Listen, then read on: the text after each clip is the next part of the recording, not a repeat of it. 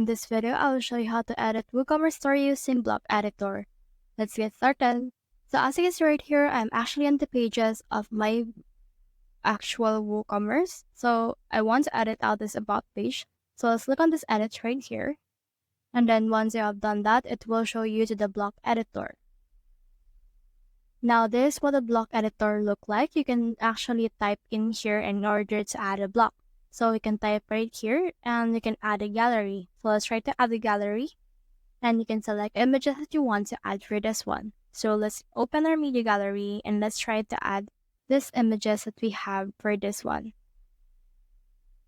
Now in here, click on this create new gallery, click on insert gallery, and then as you can see, they will be inserted just like this.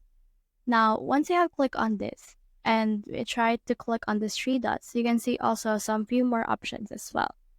Now, once you have clicked on the block, you can click on the settings right here, and you can change up alternative text resolution and some advanced settings that you can choose for this one.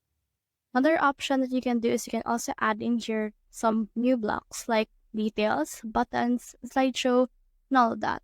So if you want to see all the block inserter, you can click on this plus icon right here and you can see a lot more blocks as well as patterns and media that you can add. So for this one, let's try to add in here buttons. And then for this button, let's name this buy now. And now on this button right here, we can link it to our shop page. Now let's search in here for shop page. Then let's add it right here. And then once people try to click on this particular button, they will be redirected to that.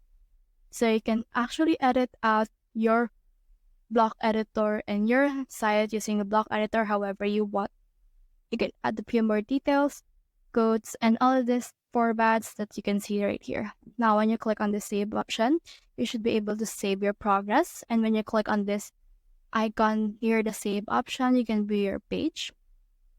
Now let's try to test out this button that we have. And when you click on that, they will be directed to the shop page of your actual WooCommerce. So that's the whole process. If you have found this video helpful, simply leave a like or subscribe because it helps reach more people. See you soon.